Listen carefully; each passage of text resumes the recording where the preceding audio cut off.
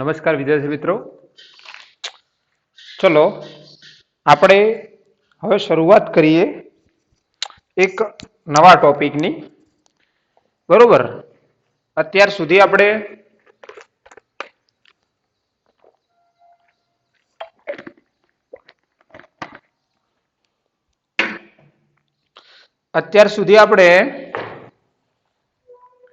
કેટલાક ટોપિકોની ચર્ચા કરી છે દ્રાવણ ચેપ્ટરની અંદર. ત્યાંથી હવે આપણે આગળ વધવું છે. ઓકે, તો શું ચર્ચા થઈ છે આપણા ટોપિકોની એની પહેલા વાત કરી દઉં. તો આપણે રાઉલ્ટનો નિયમ ભણી ચૂક્યા છીએ. બરોબર, રાઉલ્ટના નિયમ પછી આદર્શ દ્રાવણો અને બિન આદર્શ દ્રાવણો વિશે પણ અભ્યાસ કર્યો છે. એના પછી એઝિયોટ્રોપ કોને કહેવાય એના વિશે પણ મેં તમને માહિતી આપી હતી. બે પ્રકારના એઝિયોટ્રોપ હોય, લઘુત્તમ ઉત્કલન અને લઘુત્તમ ઉત્કલન એઝિયોટ્રોપ અને મહત્તમ ઉત્કલન એઝિયોટ્રોપ. બંનેના ઉદાહરણ દ્વારા પણ આપણે સમજાતા કોને લઘુત્તમ કહેવાય અને કોને મતલબ મહત્તમ ઉત્કલન કહેવાય. ઓકે, હવે ત્યાંથી આપણે આગળ વધીએ. એટલે આપણે એક ટોપિક ભણવાનો આવે છે જે બહુ જ મોસ્ટ ઇમ્પોર્ટન્ટ છે હવે પછીનો ટોપિક, જેને કહેવાય છે દ્રાવણના સંખ્યાત્મક ગુણધર્મો. દ્રાવણના સંખ્યાત્મક ગુણધર્મો કોને કહેવાય? દ્રાવણના સંખ્યાત્મક ગુણધર્મો. ધ્યાનથી સમજજો. દ્રાવણના જે ગુણધર્મો દ્રાવ્ય કણની સંખ્યા ઉપર આધાર રાખે છે. દ્રાવણના કેટલાક ગુણધર્મો એ દ્રાવણમાં હાજર કણોની સંખ્યા ઉપર આધાર રાખે છે, નહીં કે કણોના સ્વભાવ ઉપર આધાર રાખે. એને આપણે સંખ્યાત્મક ગુણધર્મો કહીએ છીએ. બરોબર, ધ્યાનથી સમજજો. દ્રાવણના જે ગુણધર્મો દ્રાવણના કેટલાક ગુણધર્મોના મૂલ્યો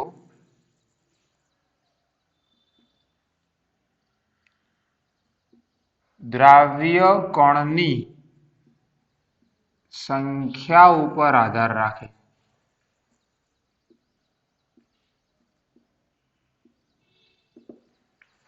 દ્રાવણના કેટલાક ગુણધર્મોના મૂલ્યો દ્રાવ્ય કણની સંખ્યા ઉપર આધાર રાખે છે. તેવા ગુણધર્મોને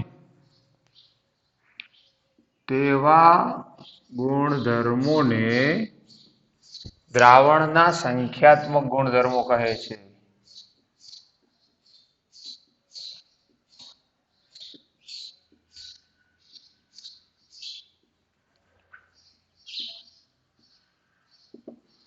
ભાઈ, આજનો વિડીયો તમને એપ્લિકેશનમાં કોઈ પ્રોબ્લેમ થતું હોય તો યુટ્યુબ ઉપર પણ તમે લાઈવ દેખી શકશો. દ્રાવણના કેટલાક ગુણધર્મોના મૂલ્યો દ્રાવ્ય કણની સંખ્યા ઉપર આધાર રાખે છે. તેવા ગુણધર્મોને દ્રાવણના સંખ્યાત્મક ગુણધર્મો કહે છે. દ્રાવણના સંખ્યાત્મક ગુણધર્મો જે છે, દ્રાવણના સંખ્યાત્મક ગુણધર્મો, બરોબર ભાઈ, સંખ્યાત્મક ગુણધર્મો એ શેનાથી સ્વતંત્ર છે? તો એ કણોની દ્રાવ્ય કણની સંખ્યા ઉપર આધાર રાખે છે. તે દ્રાવ્યના કણોના સ્વભાવથી સ્વતંત્ર છે. એનો મતલબ કે સ્વભાવ ઉપર આધાર રાખતા નથી. હવે આ વસ્તુ તો મેં ખાલી લખી દીધી, આને મારે તમને સમજાવી છે. વેરી મોસ્ટ ઇમ્પોર્ટન્ટ પોઈન્ટ છે હવે પછીનું દ્રાવણ શીખવા માટેનું. ઓકે, દેખજો, મેં 3 બીકર લઈ ત્રણેયમાં સરખું પાણી લીધું. 3 બીકરમાં સરખું પાણી લીધું. માની લો કે જસ્ટ એક્ઝામ્પલ તરીકે બધામાં આપણે 1 લીટર પાણી લીધું છે, 1 લીટર બધામાં પાણી લઈ લીધું છે. ત્રણેય બીકરોમાં એક સમાન પાણી લેવામાં આવ્યું, એક સમાન બીકર, એક સમાન પાણી લીધું. ચલો, પહેલા બીકરની અંદર આપણે શું કર્યું? પહેલા બીકરની અંદર આપણે 180 ગ્રામ ગ્લુકોઝ ઓગાળ્યો. 180 ગ્રામ ગ્લુકોઝ ઓગાળ્યો. બીજા બીકરની અંદર આપણે 60 ગ્રામ યુરિયા ઓગાળ્યો. ત્રીજા બીકરની અંદર આપણે 342 ગ્રામ સુક્રોઝ ઓગાળ્યો. ઓકે, તમે દેખી શકો છો આમાં મેં 180 ગ્રામ ગ્લુકોઝ ઓગાળ્યો, આમાં મેં 60 ગ્રામ યુરિયા ઓગાળ્યો. યુરિયા મીન્સ એનું અણુસૂત્ર અહીંયા લખી દઉં, NH2CO NH2. Sucrose means C12H22O11. Okay, હવે ધ્યાન આપજો, એકમાં 180 ગ્રામ ગ્લુકોઝ, બીજામાં 60 ગ્રામ યુરિયા, ત્રીજામાં 342 ગ્રામ સુક્રોઝ ઓગાળ્યા આપણે દ્રાવણની અંદર. હવે આપણે આ દ્રાવણમાં આ ત્રણેય દ્રાવણો માટે બાષ્પ દબાણમાં થતો સાપેક્ષ ઘટાડો શોધ્યો. ભાઈ ત્રણેય દ્રાવણોનો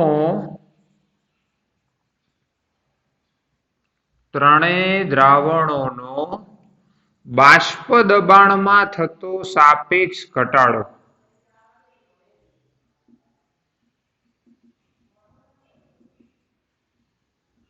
યાદ કરજો, બાષ્પ દબાણમાં થતો સાપેક્ષ ઘટાડો, બાષ્પ દબાણમાં થતો સાપેક્ષ ઘટાડો, right, P10 minus P1 upon P10. બાષ્પ દબાણમાં થતો સાપેક્ષ ઘટાડો એ ત્રણેય દ્રાવણો માટે સરખો આવ્યો. ભાઈ ત્રણેય દ્રાવણોનો બાષ્પ દબાણમાં થતો ઘટાડો સમાન હોય છે. તમે ચોંકી જશો કે કેમ આવું? એકમાં 180 ગ્રામ ગ્લુકોઝ ઓગાળ્યો, બીજામાં 60 ગ્રામ યુરિયા ઓગાળ્યો, ત્રીજામાં 342 ગ્રામ શું ઓગાળ્યું? 342 ગ્રામ સુક્રોઝ ઓગાળ્યું. છતાંય બાષ્પ દબાણમાં થતો સાપેક્ષ ઘટાડો ત્રણેય દ્રાવણો માટે સરખો જ આવ્યો.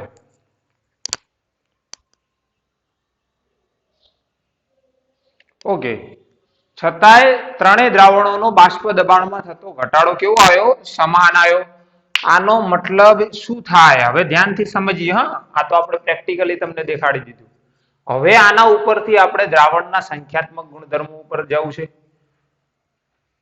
ભાઈ ધ્યાન આપજો, 180 ગ્રામ ગ્લુકોઝ નો મતલબ થાય 180 ગ્રામ ગ્લુકોઝ નો મતલબ થાય 180 ગ્રામ ગ્લુકોઝ 180 ગ્રામ ગ્લુકોઝ નો મતલબ થાય 1 મોલ ગ્લુકોઝ 1 મોલ ગ્લુકોઝ. અને 1 મોલ ગ્લુકોઝ 180 ગ્રામ ગ્લુકોઝ અથવા 1 મોલ ગ્લુકોઝ અથવા 6.022 ગુણ્યા 1023 ગ્લુકોઝના અણુઓ. 180 ગ્રામ ગ્લુકોઝ અથવા 1 મોલ ગ્લુકોઝ અથવા 6.022 ગુણ્યા 1023 ગ્લુકોઝના અણુઓ. ઓકે, બાજુમાં આપણે લખીએ 60 ગ્રામ યુરિયાનો મતલબ શું થાય? 60 ગ્રામ યુરિયા એટલે 60 ગ્રામ યુરિયા, જેને બીજે લખવું હોય તો લખી શકાય કે 1 મોલ યુરિયા. કેમ? કારણ કે યુરિયાનું આણ્વીય દળ ગણો. યુરિયાનું આણ્વીય દળ કેટલું થશે? 60. 60 વજન 60 આણ્વીય દળ મતલબ મોલ થાય 1. અને એવું પણ લખી શકાય કે 6.022 ગુણ્યા 1023 યુરિયાના અણુઓ. ચલો ત્રીજું આપણે લખીએ સુક્રોઝ માટે. તો તમે લખી શકો એક તો 342 ગ્રામ સુક્રોઝ. એ ના લખવું હોય તો સુક્રોઝનું આણ્વીય દળ તમે ગણશો તો 342 થશે. એનો મતલબ એવો થાય કે 1 મોલ સુક્રોઝ અથવા તો 6.022 ગુણ્યા 1023 સુક્રોઝના અણુઓ.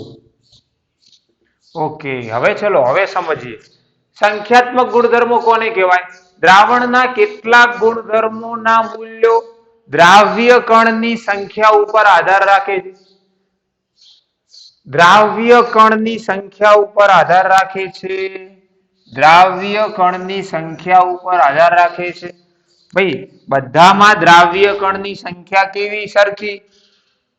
ભાઈ કણો કયા છે કોઈ લેવા દેવા નહીં. સુક્રોઝ ના હોય, ગ્લુકોઝ ના હોય, ગમે તેના હોય, કણો કેટલા? જેમ કે તમે કેટલા વિદ્યાર્થીઓ છો એ માર લેવા દેવા, કોણ કોણ છે કોઈ લેવા દેવા નહીં. સમજાય છે શું કેવું છું? દ્રાવણના કેટલાક ગુણધર્મો દ્રાવ્ય કણની સંખ્યા ઉપર આધાર રાખે છે, તેમને સંખ્યાત્મક ગુણધર્મો કહેવાય. તે દ્રાવ્ય કણોના સ્વભાવ ઉપર નથી આધાર રાખતા, સ્વભાવથી સ્વતંત્ર છે. ભાઈ તમે પાણીમાં 180 ગ્રામ ગ્લુકોઝ નાખ્યું, 342 ગ્રામ યુરિયા, અરે 342 ગ્રામ સુક્રોઝ નાખ્યું અથવા 60 ગ્રામ યુરિયા નાખ્યું, તમે અંદર કેટલા કણ નાખ્યા એ જ જરૂરી છે. શેના નાખ્યા એ કોઈ જરૂરી નહીં. તમે ગમે તે વસ્તુ ઉપાડીને લઈને નાખો, ગમે તેના કણ દ્રાવણમાં નાખો તો એ આપણા માટે જરૂરી છે. એટલા માટે ધ્યાન આપજો. અને એવા ગુણધર્મોને આપણે સંખ્યાત્મક ગુણધર્મ કહીએ છીએ. અને બાષ્પ દબાણમાં થતો સાપેક્ષ ઘટાડો એ એક સંખ્યાત્મક ગુણધર્મ છે. બાષ્પ દબાણમાં થતો સાપેક્ષ ઘટાડો કેવો ગુણધર્મ છે? સંખ્યાત્મક ગુણધર્મ છે. બાષ્પ દબાણમાં થતો સાપેક્ષ ઘટાડો એ સંખ્યાત્મક ગુણધર્મ છે, જે ખાલી કોના ઉપર આધાર રાખે છે? કણોની સંખ્યા ઉપર આધાર રાખે છે, નહીં કે કણોના સ્વભાવ ઉપર આધાર રાખે છે. તો એકદમ ક્લિયર હશો સંખ્યાત્મક ગુણધર્મો વિશે. ઓકે, તો જે શેના ઉપર આધારિત હોય છે? શેના ઉપર આધારિત હોય છે? કણોની સંખ્યા ઉપર આધારિત હોય છે, નહીં કે કણો શેના ઓગાળ્યા. ભાઈ દ્રાવણમાં તમે શેના કણો નાખો જરૂરી નહીં, દ્રાવણમાં કણોની સંખ્યા કેટલી એ જરૂરી છે. Particle, number of particle, some property depend on number of particle. ભાઈ આને આપણે કહીએ છીએ દ્રાવણના સંખ્યાત્મક ગુણધર્મો. ઇંગ્લિશમાં એને કહેવાય છે કોલિગેટિવ પ્રોપર્ટીઝ. બરોબર? ક્વોલિટી ઉપર ક્વોલિટી ઉપર ડિપેન્ડ નથી કરતું, ક્વોન્ટિટી ઉપર ડિપેન્ડ કરે.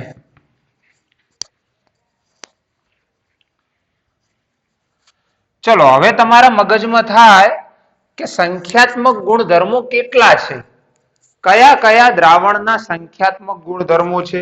તો 4 ગુણધર્મો સંખ્યાત્મક છે. એક તો મેં તમને હાલ કીધું, બાષ્પ દબાણમાં થતો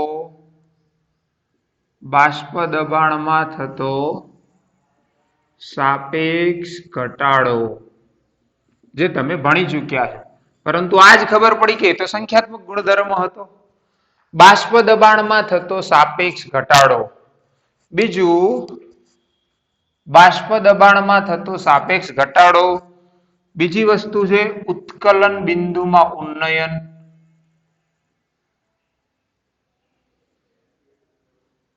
ઉત્કલન બિંદુમાં ઉન્નયન, જે પણ હવે આપણે સમજવાનો છે, પરંતુ એ પણ સંખ્યાત્મક ગુણધર્મ છે. ત્રીજો એક ગુણધર્મ છે, એ પણ સંખ્યાત્મક છે, એ છે ઠાર બિંદુમાં અવનયન.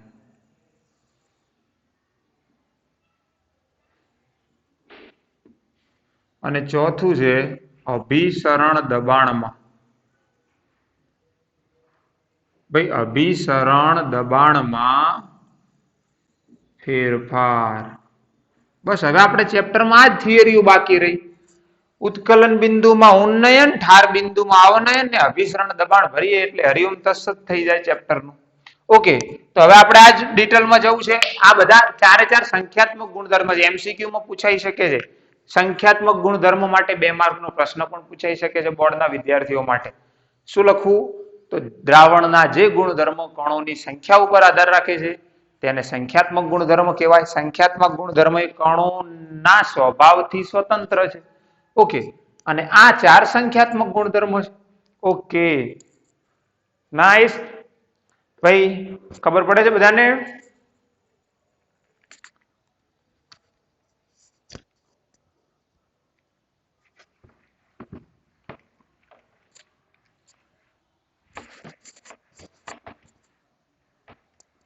હવે આ 4 સંખ્યાત્મક ગુણધર્મો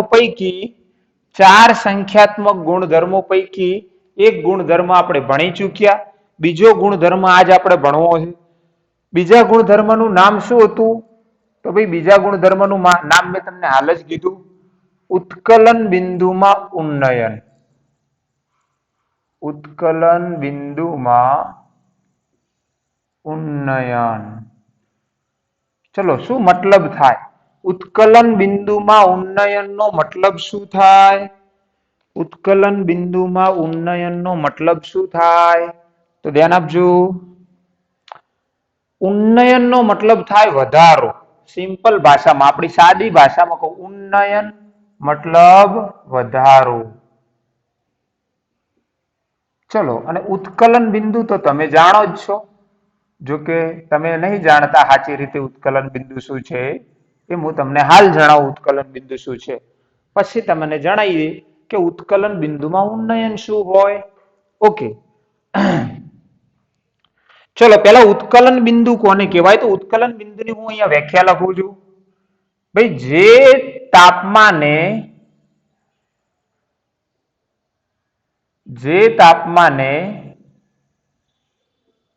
કોઈ પણ પ્રવાહીનું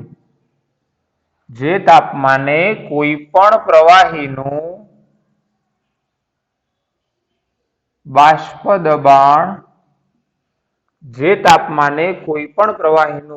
દબાણ એક વાતાવરણ થાય, તે તાપમાનને તે પ્રવાહીનું ઉત્કલન બિંદુ કહે છે.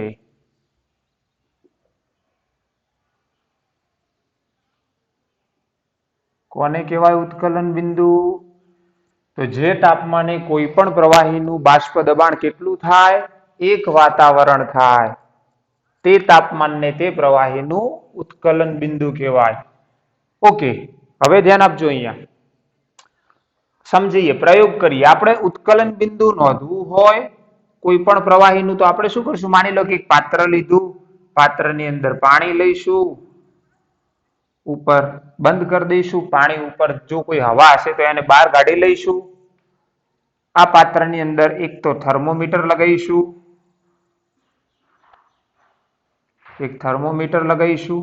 આ પાત્રમાં એક બેરોમીટર લગાવીશું.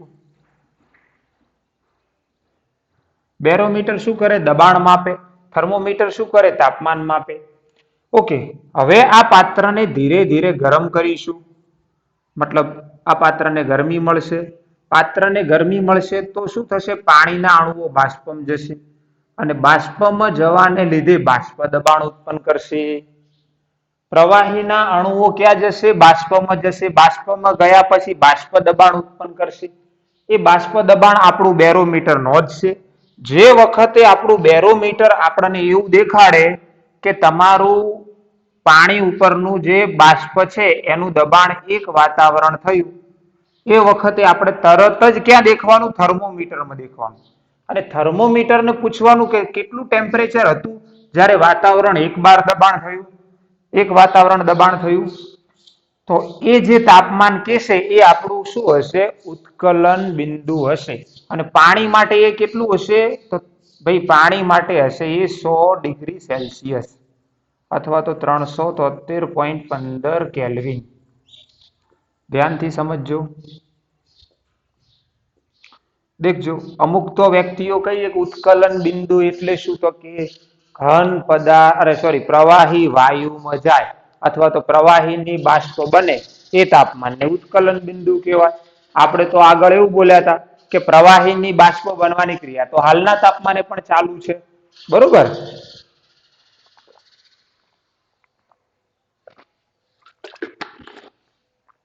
શું મને જણાવો ભાઈ, પ્રવાહી હાલના તાપમાને બાષ્પમાં નહીં જતું?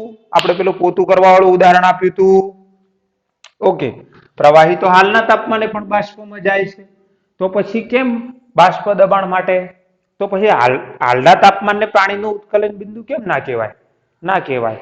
કયા તાપમાનને પાણીનું ઉત્કલન બિંદુ કહેવાય? તો જે તાપમાને એ પાણીનું બાષ્પ દબાણ 1 બાર થાય. બાષ્પ દબાણ વધતું કેટલું થાય? 1 બાર થાય. એને આપણે શું કહીશું? એને આપણે કહીશું એ તાપમાનને આપણે કહીશું ઉત્કલન બિંદુ. હવે મારે અહીંયા સરખામણી એ કરવી છે ભાઈ, ધ્યાનથી દેખજો. તમને મેં શીખવાડી દીધું કે પાણીનું ઉત્કલન બિંદુ કઈ રીતે નોંધવામાં આવે.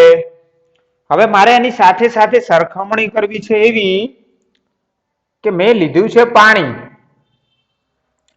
પાણીમાં મેં ખાંડ ઓગાળી દીધી છે. મેં પાણી લીધું તું, પાણીની અંદર ખાંડ ઓગાળી દીધી.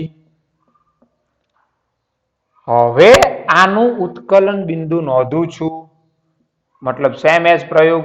અહીંયા બેરોમીટર, અહીંયા થર્મોમીટર, બરોબર, અહીંયા થર્મોમીટર, અહીંયા બેરોમીટર જોડી દીધા છે. અને આના માટે હું ઉત્કલન બિંદુ નોંધું છું. મારો પ્રશ્ન તમને એમ છે કે શું એ ઉત્કલન બિંદુનું મૂલ્ય, શું એ ઉત્કલન બિંદુનું મૂલ્ય 100 સેલ્સિયસ આવશે, 100 કરતા વધુ આવશે કે 100 કરતા ઓછું આવશે?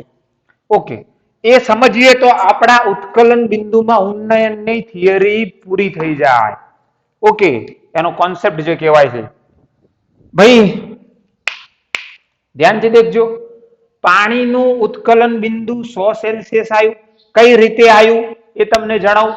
પાણી લીધું તું તમે, ગરમ કર્યું, એની બાષ્પ બની. એ બાષ્પ બનતા વાતાવરણ, એક વાતાવરણ દબાણ થયું.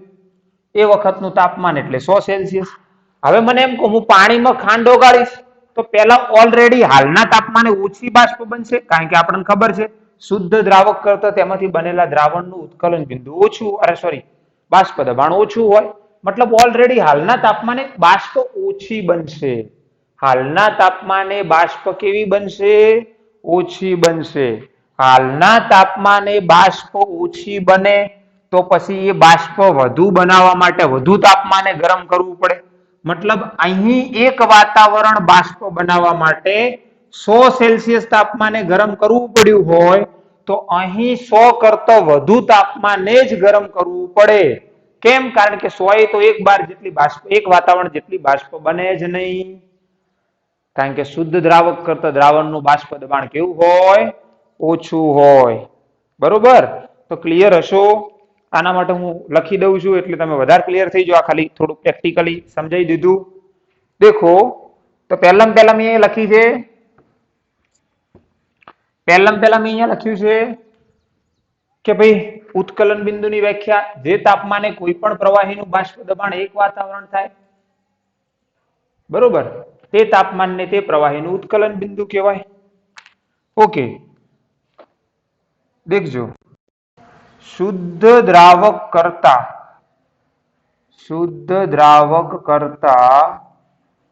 તેમાંથી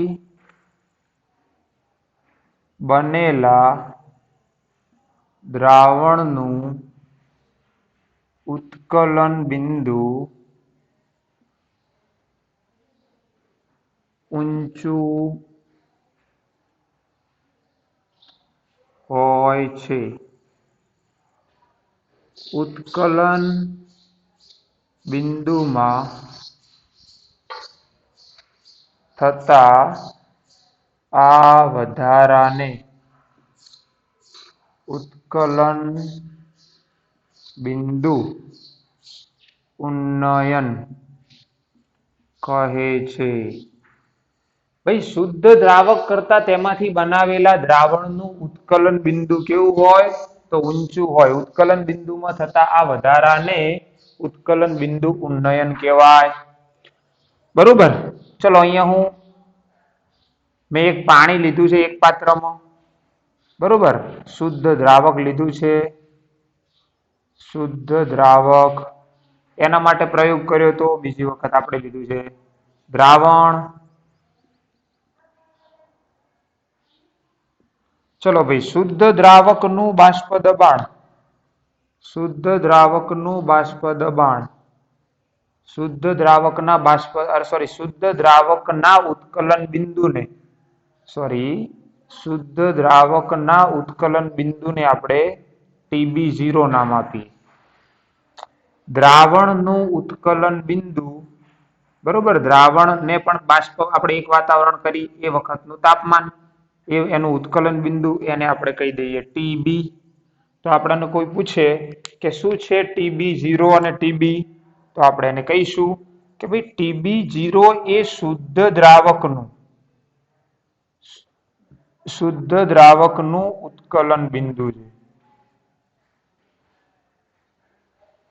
ચલો TB શું છે? તો દ્રાવણનું ઉત્કલન બિંદુ છે. શુદ્ધ દ્રાવકનું ઉત્કલન બિંદુ, દ્રાવણનું ઉત્કલન બિંદુ છે. ઓકે, તો અહીંયા આપણે લખવાનું છે ઉત્કલન બિંદુ ઉન્નયન. કોને કહીશું ઉત્કલન બિંદુ ઉન્નયન? તો ડેલ્ટા TB, જેને આપણે ઉત્કલન બિંદુ ઉન્નયન કહીશું.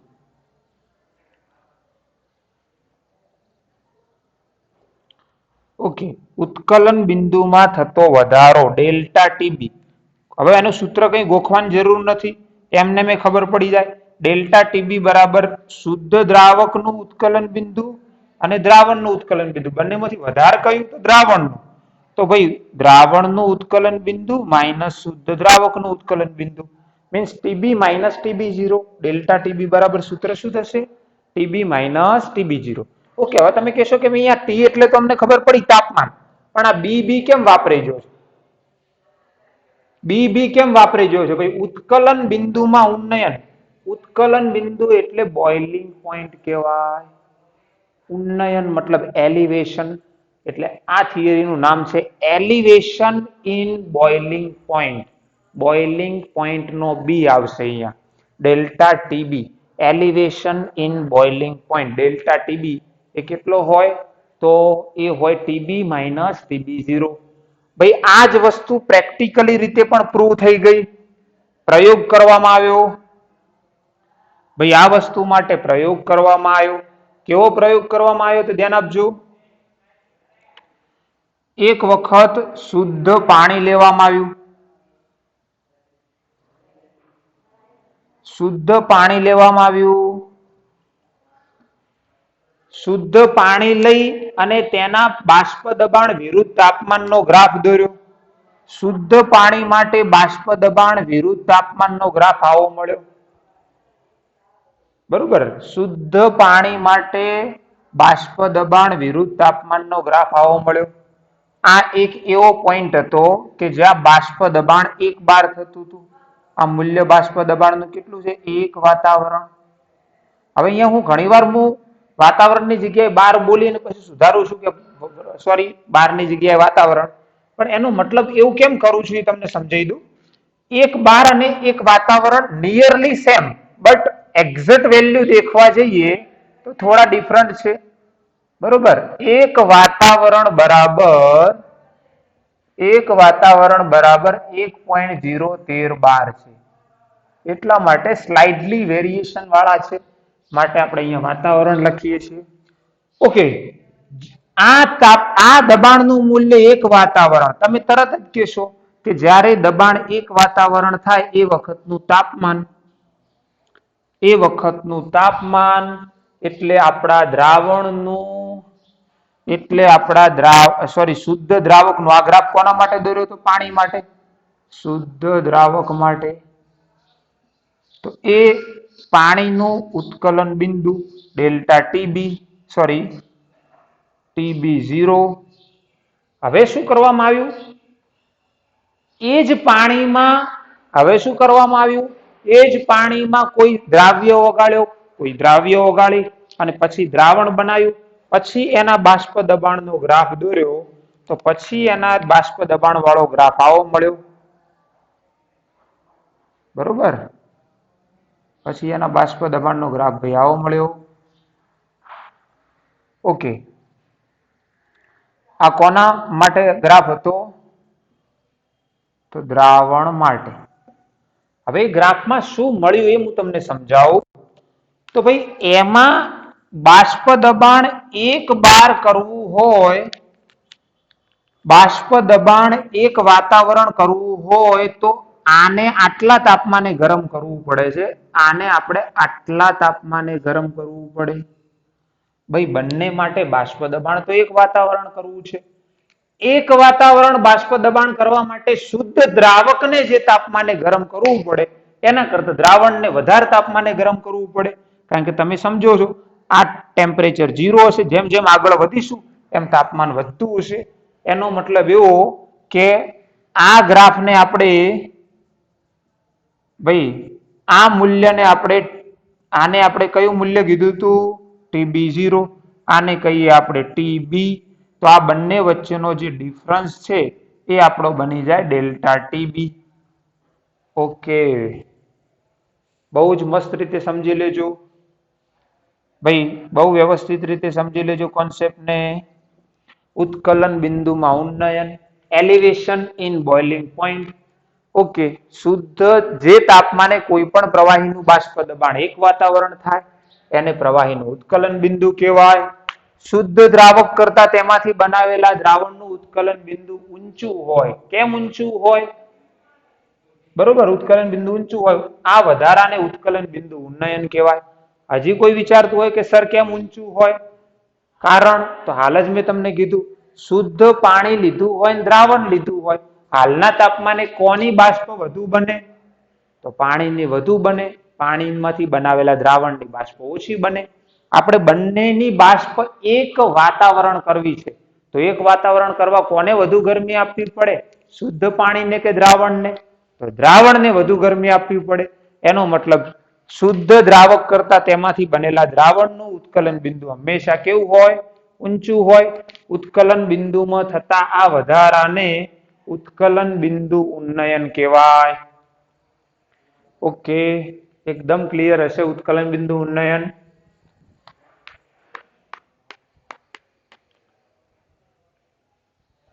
ઓકે, ચલો તો આને આપણે જવા દઈએ છીએ.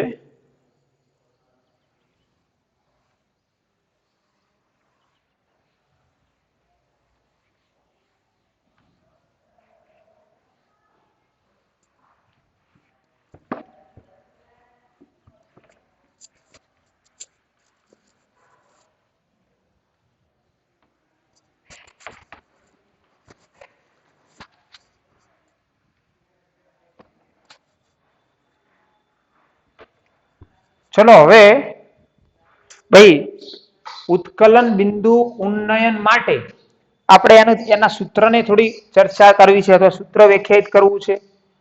તો એ માટે વૈજ્ઞાનિકોએ પ્રાયોગિક રીતે એવું સાબિત કરેલું છે. થિયોરિટિકલી રીતે નહીં, પ્રાયોગિક રીતે સાબિત કરેલું છે કે ભાઈ પ્રાયોગિક રીતે એવું સાબિત થઈ ચૂક્યું કે દ્રાવણનો ઉત્કલન બિંદુમાં થતો વધારો, ભાઈ દ્રાવણનો ઉત્કલન બિંદુમાં થતો વધારો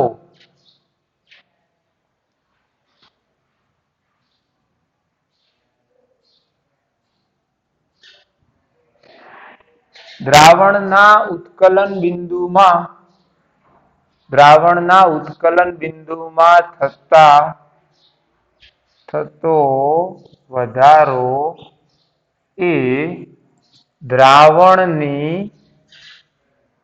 મોલલ સાંદ્રતાના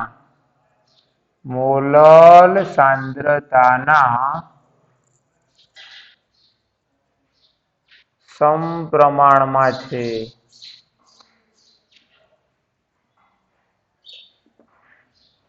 દ્રાવણના ઉત્કલન બિંદુમાં થતો વધારો એ દ્રાવણની મોલલ સાંદ્રતા. ચલો, દ્રાવણનો ઉત્કલન બિંદુમાં થતો વધારો મીન્સ ડેલ્ટા ટીબી. દ્રાવણના ઉત્કલન બિંદુમાં થતા વધારાને આપણે કહીશું delta TB.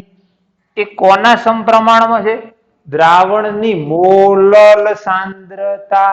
મોલલ means molality. Delta TB is directly proportional to m, small m. Okay, proportionality constant ને હટાઈ દઈએ, proportionality ને હટાઈ દઈએ તો proportionality constant આવે જેને આપણે નામ આપ્યું KB into m. What is KB?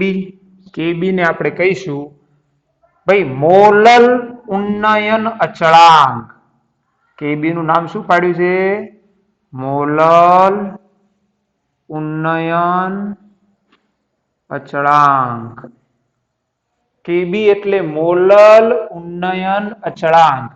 ચલો ભાઈ KB નો એકમ બનાવવો હોય તો આ તાપમાન છે તો તાપમાનનો એકમ આવે કેલ્વિન. આ મોલ પ્રતિ લિટર અહીંયા ભાગાકારમાં જાય. બરોબર, સોરી આ મોલ પ્રતિ કિલોગ્રામ છે, બરોબર, એટલે કિલોગ્રામ ઉપર જશે એટલે એનો મતલબ આવી રીતે થઈ જશે કેલ્વિન કિલોગ્રામ મોલ ઇનવર્સ, બરોબર, આ શું છે યુનિટ્સ.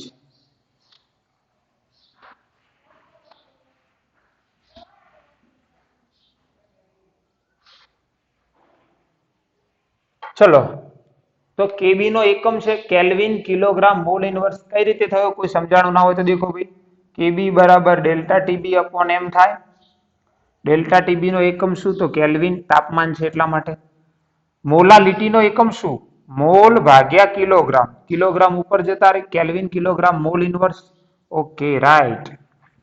ઓકે તો delta TB is equal to KB into M, KB molal ઉન્નયન અચળાંક, કેલ્વિન કિલોગ્રામ મોલ ઇનવર્સ એનો યુનિટ થશે. ઓકે હવે આપણે મોલાલિટીનું સૂત્ર મૂકી દઈએ. ડેલ્ટા ટીબી બરાબર કેબી ગુણ્યા મોલાલિટી કેટલી, સોરી મોલાલિટીનું સૂત્ર છે 1000 ગુણ્યા W2 ભાગ્યા M2 dash into W1. Okay બધા પદોની માહિતી આપી દઈએ, આમ તો બધાની માહિતી છે જ. ડેલ્ટા ટીબી શું છે તો ઉત્કલન બિંદુમાં ઉન્નયન, ઉત્કલન બિંદુમાં ઉન્નયન એનું સૂત્ર શું થાય તો એ પણ આપણે હમણાં સાબિત કર્યું છે ટીબી માઇનસ TB0. ટીબી અને TB0 વ્યાખ્યાયિત થઈ ચૂક્યા છે. ઓકે અબ ચલો બાકીના પદો W2 M2 ડેશ W1.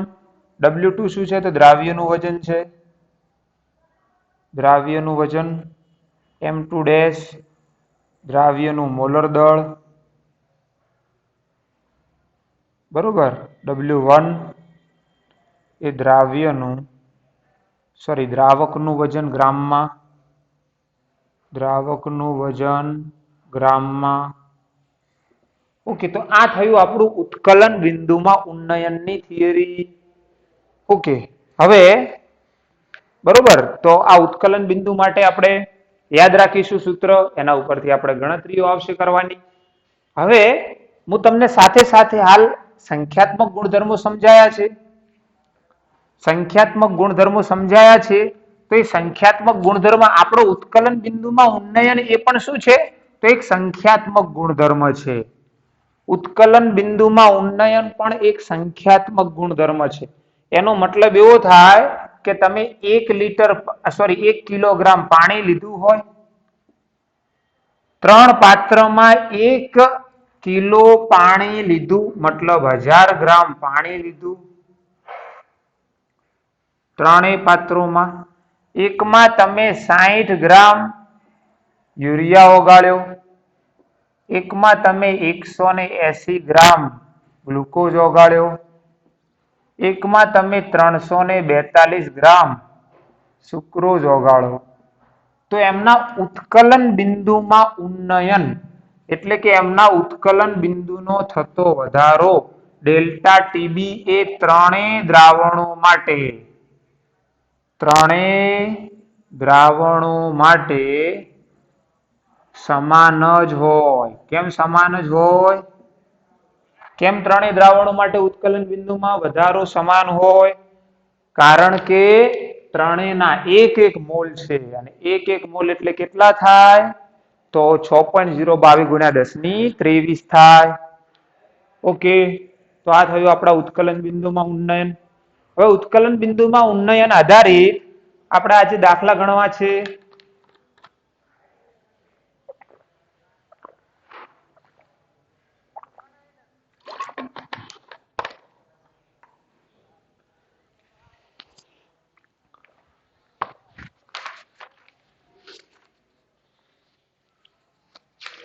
ચલો પહેલા શરૂઆત કરીએ કોયડા નંબર 2.7 થી. કોયડા નંબર 2.7.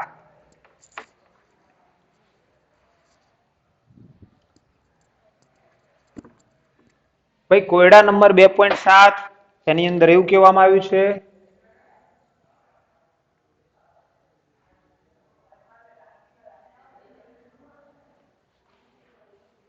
18 ગ્રામ ગ્લુકોઝને 1 કિલોગ્રામ પાણીના એક પાત્રમાં ઓગાળવામાં આવ્યો. 1.013 બાર દબાણે પાણી કયા તાપમાને ઉકળશે?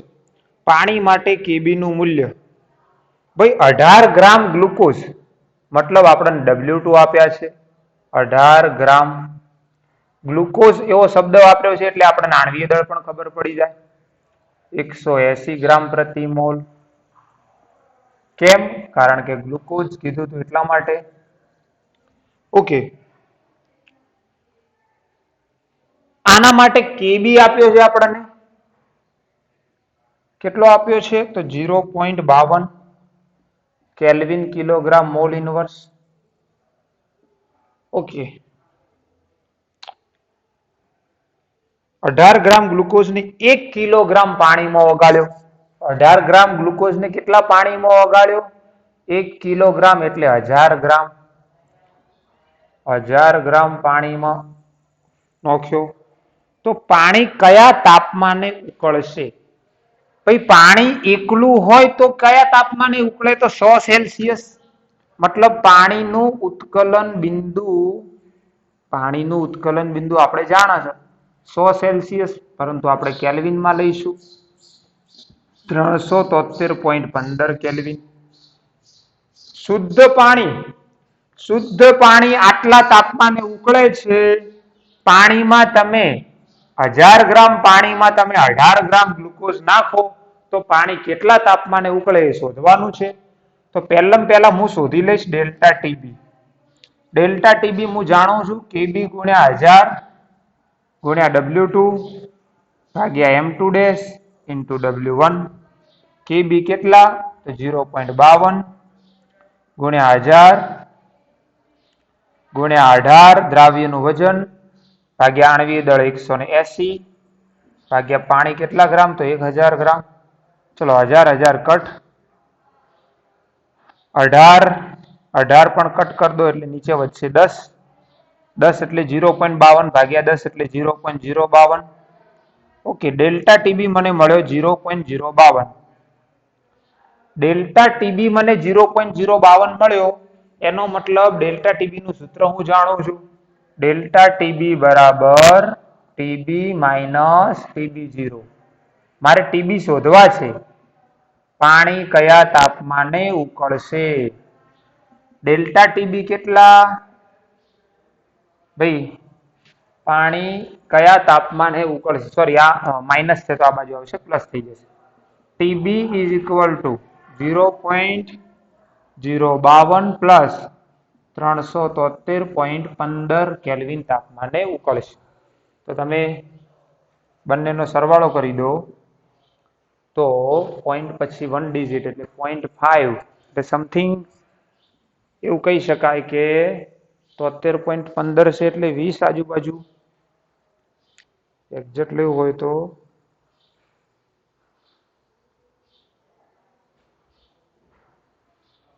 યસ 373.20 202 કેલ્વિન તાપમાને ઉકળશે તો ભાઈ કોન્સેપ્ટ થિયોરેટિકલ કોન્સેપ્ટ ધ્યાનથી ક્લિયર કરજો શુદ્ધ પાણી આટલા તાપમાને ઉકળતું હતું એમાંથી બનેલું દ્રાવણ એના કરતા વધુ તાપમાને ઉકળે આને કહેવાય ઉત્કલન બિંદુમાં ઉન્નયન બાકી થિયરી તો તમને સમજાઈ દીધી છે એના રિલેટેડ જ સમ છે એકદમ ઈઝી છે થઈ જશે ક્લિયર ચલો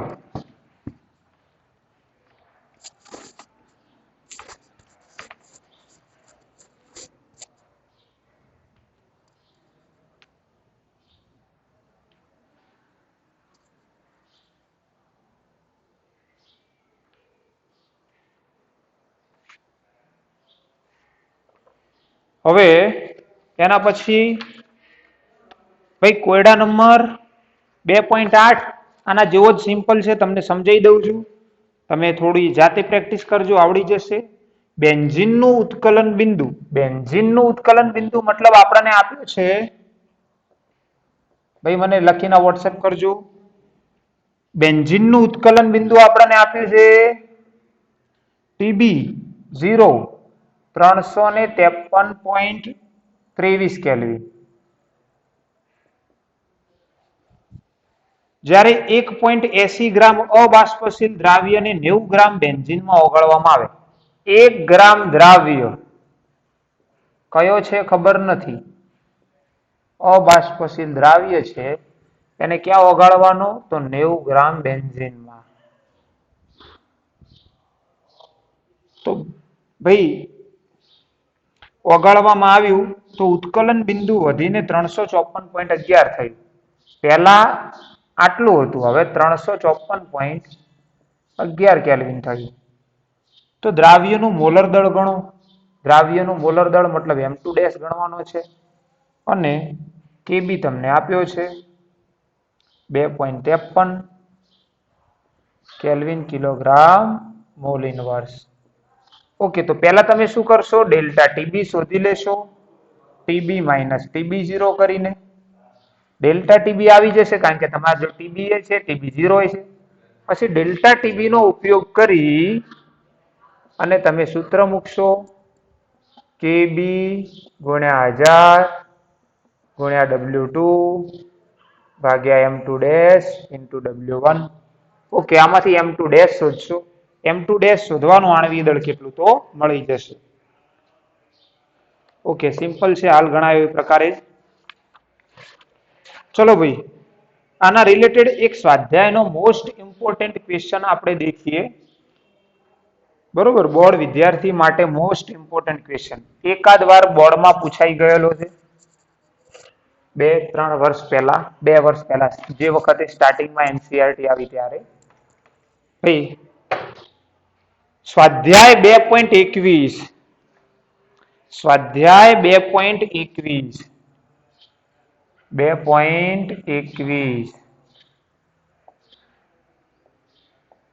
સ્વાધ્યાયની અંદરથી ચલો શું કહેવામાં આવ્યું છે? બે તત્વો A અને B એ AB2 અને AB4 સૂત્ર, ભાઈ A અને AB2 અને AB4 સૂત્ર ધરાવતા સંયોજનો બનાવે છે.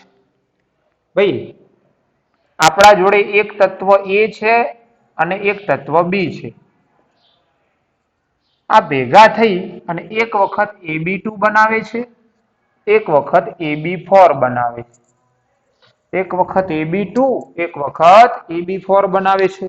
આપણને શું કહેવામાં આવ્યું છે કે તેમને 20 ગ્રામ બેન્ઝીનમાં AB2 નો 1 ગ્રામ ઓગાળીએ તો એના ઠાર બિંદુમાં થતો ઘટાડો, સોરી ભાઈ આ ઠાર બિંદુમાં થતા ઘટાડા રિલેટેડ છે, તો એ કાલની થિયરી ઉપરથી આવશે.